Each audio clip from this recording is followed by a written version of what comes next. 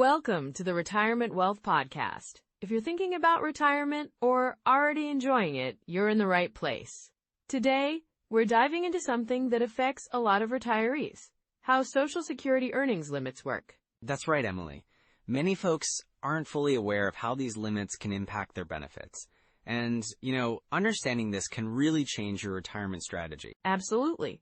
We'll explore how much you can earn while still receiving Social Security benefits, what happens if you go over those limits, and some tips on how to maximize your earnings without jeopardizing your benefits. Plus, we'll discuss some common misconceptions about Social Security that might be holding you back.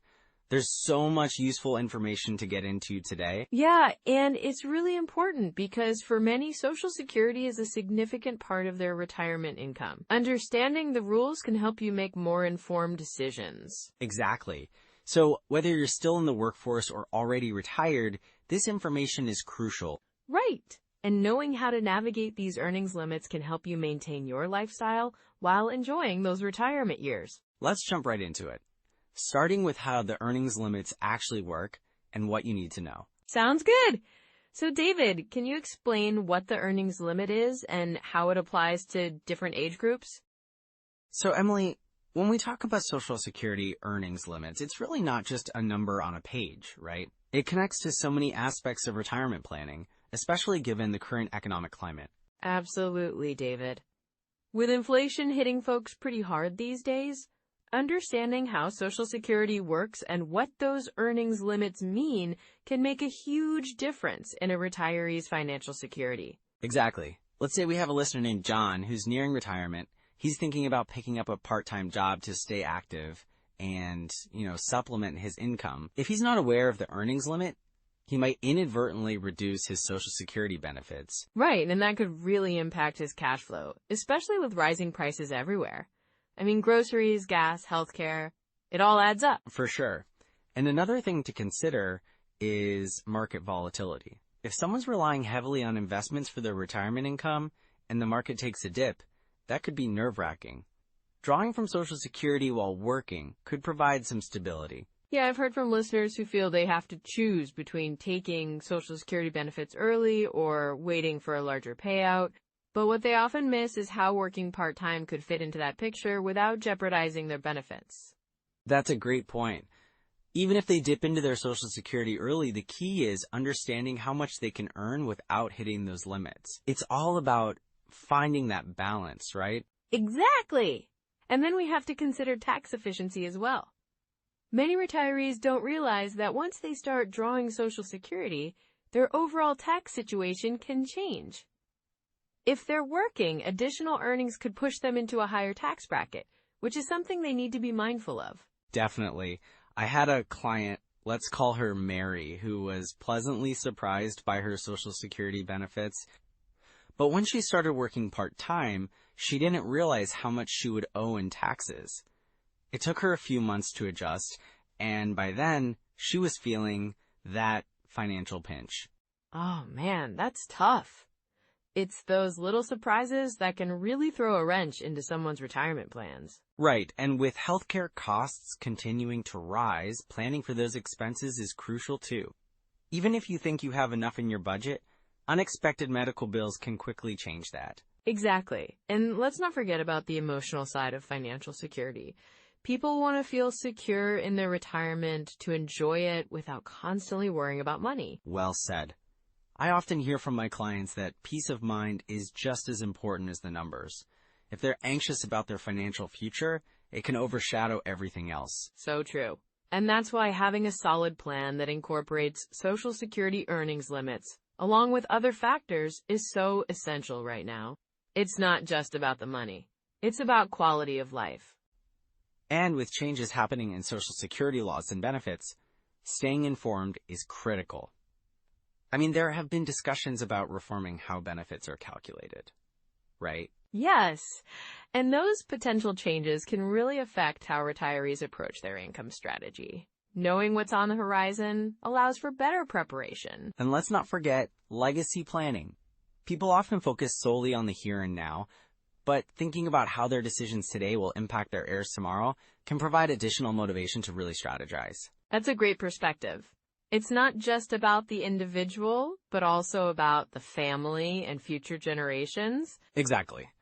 If someone can effectively manage their Social Security benefits now, it could mean a more secure financial future for their loved ones. I love that. It's really about creating a legacy of financial wisdom. So as we move into our core strategies, let's make sure our listeners understand how to navigate these complexities in a way that not only protects their finances, but also enhances their overall retirement experience. Absolutely.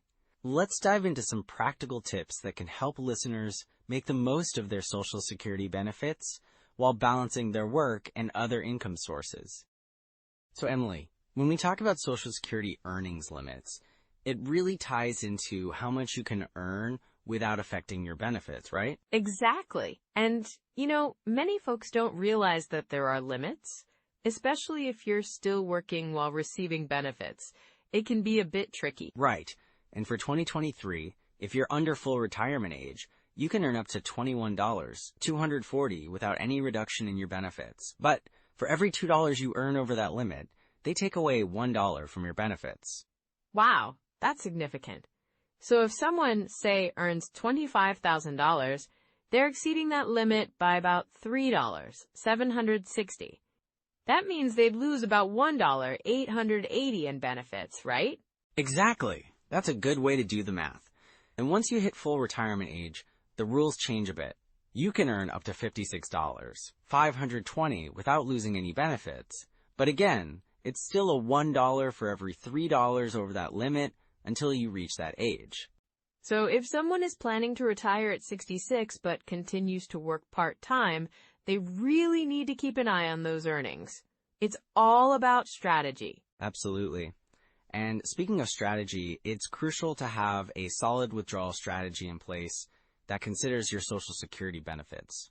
The 4% rule is a good starting point, right?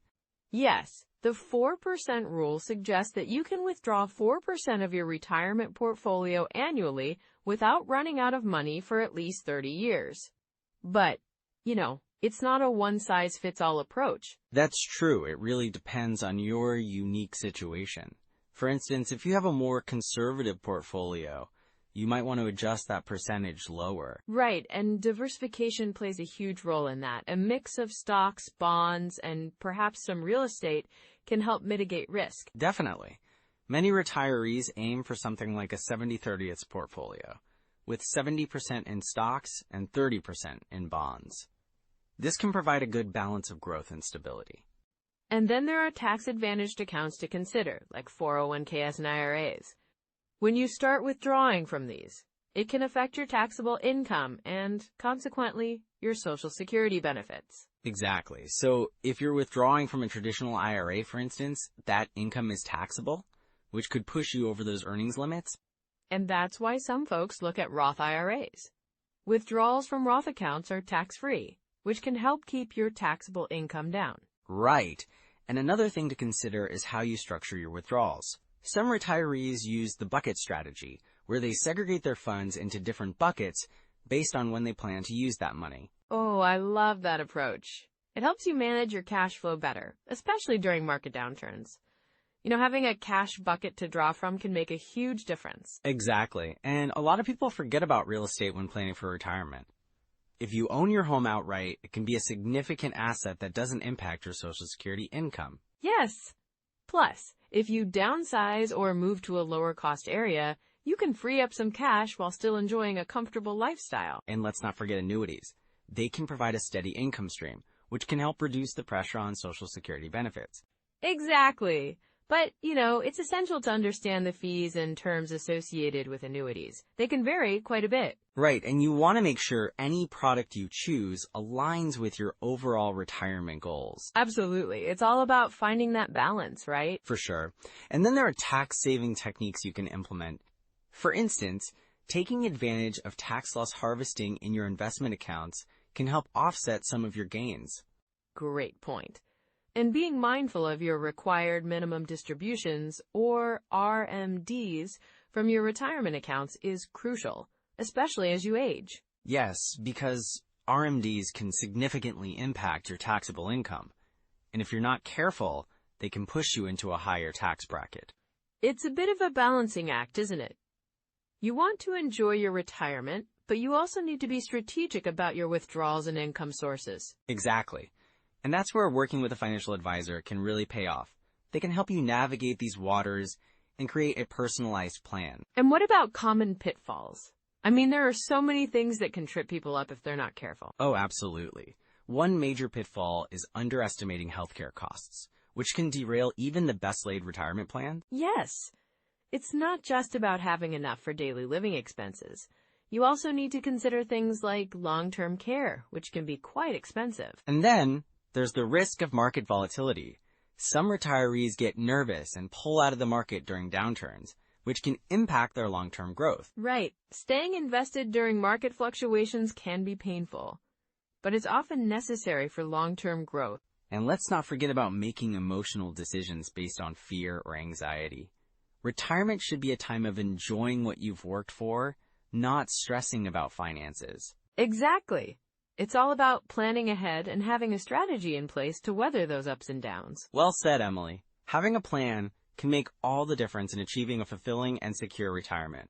And, that peace of mind is priceless. It's about looking forward to your retirement years rather than worrying about how to make ends meet.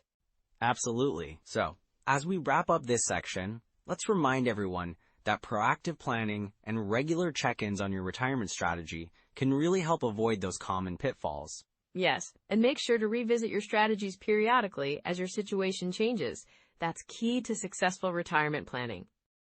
So, Emily, one of the big mistakes I see people making with their retirement planning is really underestimating the impact of, sequence of returns risk. Right, that's such a crucial point.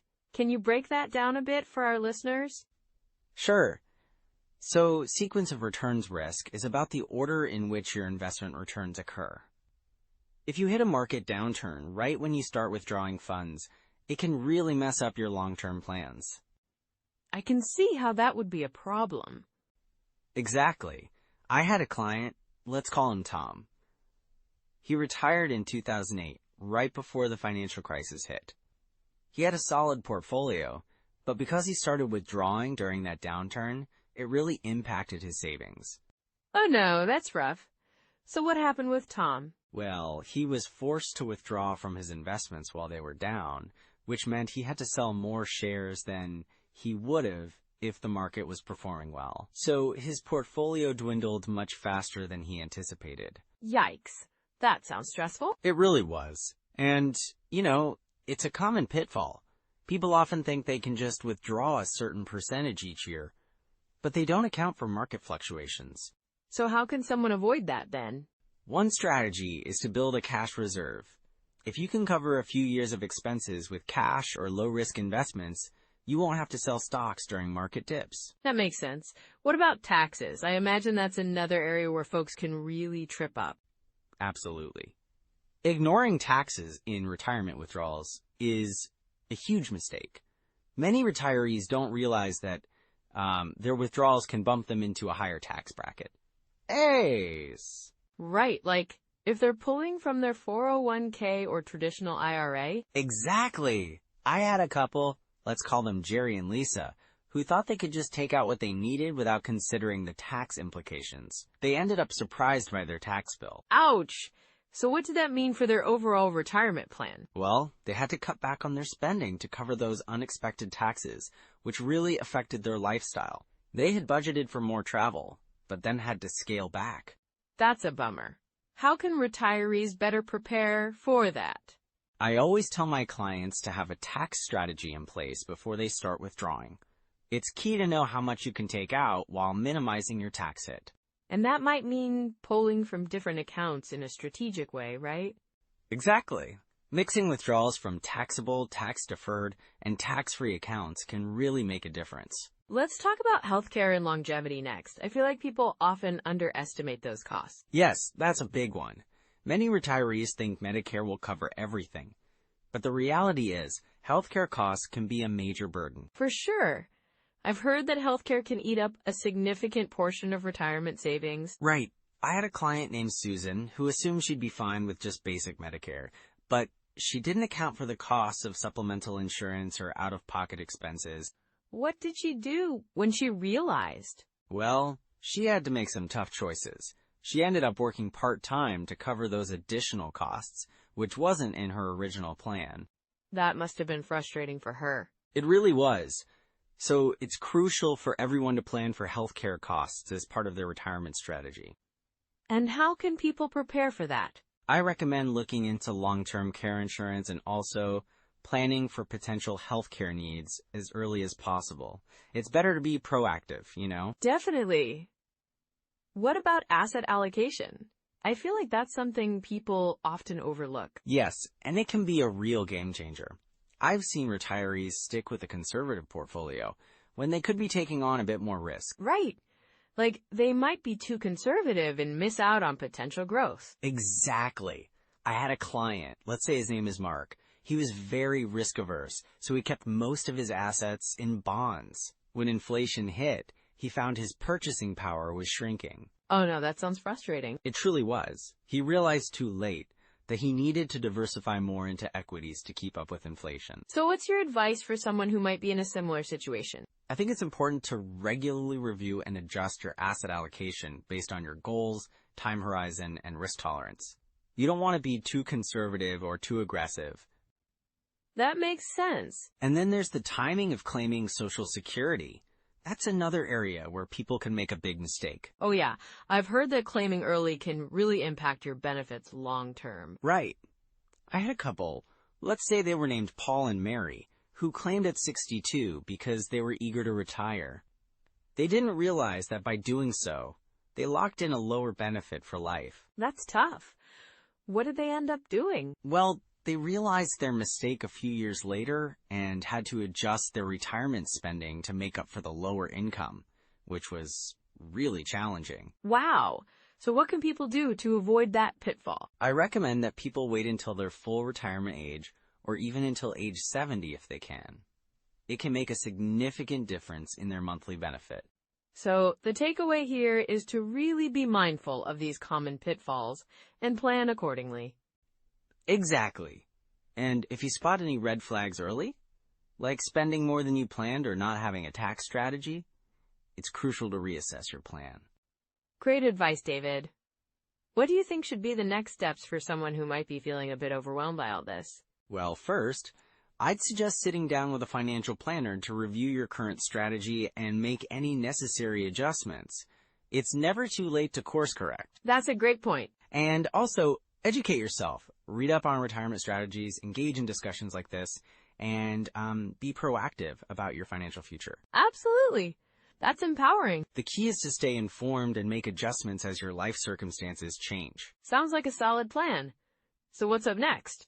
We'll dive into some actionable steps for those ready to take control of their retirement planning. All right, Emily, so now that we've unpacked the ins and outs of Social Security earnings limits, let's talk about some immediate steps our listeners can take to really get a handle on their retirement planning. Absolutely. I think the first thing folks could do is check their Social Security statements. You know, that's so important because it lets you see your earnings record and estimate your benefits. Exactly. You can find that at ssa.gov. Just set up an account if you haven't already, and you can view your earnings history and projected benefits. It's a great starting point. Right, and after that, I'd recommend running some retirement projections. There are some fantastic retirement calculators available online. Vanguard, Fidelity, and Schwab all have user-friendly tools that can help you visualize your retirement income and expenses. Those calculators can really simplify things, and it's good to play around with different scenarios, like what if you decide to work part-time? Or if you delay taking Social Security? You can see how those choices impact your overall plan. Definitely. And speaking of tools, let's not forget about tax software. A lot of these programs can help you understand how your retirement income will be taxed, especially if you're planning on working while receiving benefits. That's a really good point. Understanding tax implications is crucial. It can help you make informed decisions about when to withdraw from your retirement accounts or start taking Social Security. And, you know, I think it's also helpful to set up a regular habit of reviewing your portfolio. Maybe quarterly, just to make sure your investments are still aligned with your retirement goals. Yes, regular check-ins can help you stay on track, and it's never too late to adjust your plans. Even if you're already retired, Keeping an eye on your investments can help you adapt to market changes. Exactly. And I would even say, consider running those projections every few years, or whenever there's a significant life change. That way, you can adjust your savings or spending as needed. Also, don't underestimate the value of financial planning apps. There are many available that can help you track your spending, set budgets, and monitor your investment performance all in one place. Right. And they can even send you reminders to check in on your progress. A little nudge can go a long way in keeping you engaged with your financial health. And if someone's looking for more in-depth information, there are some excellent books and podcasts out there. The Boglehead's Guide to Retirement Planning is a great read, and there are plenty of podcasts that dive deep into retirement strategies. Oh, for sure. I love the Retirement Answer Man podcast. It really breaks down complex topics in a relatable way. That's a great suggestion, and it's always helpful to hear from experts and real-life experiences. Just remember, everyone's journey is unique, so take what resonates with you. And make it your own. Small steps can lead to big changes over time. If you start implementing just one or two of these strategies, you'll be on a better path toward a secure retirement. That's the spirit. And if you find yourself feeling overwhelmed, just take a deep breath and remember, it's never too late to improve your plan. You can always start today. Exactly, David. The important thing is to keep moving forward. So with these tools in your pocket, you're ready to strengthen your retirement plan. Let's recap what we've covered today. Well, Emily, as we wrap up today's conversation about Social Security earnings limits, I think it's safe to say there were some important points to remember. Absolutely, David. First off, we talked about how understanding these earnings limits can really help you maximize your benefits, right? Yes, and it's crucial to note that once you reach full retirement age, those limits no longer apply. It's like a light switch flipping on. Exactly. And that can make a big difference for those who are still working and planning to collect benefits. And we also touched on the importance of knowing how your earnings can affect your benefits before you start taking them.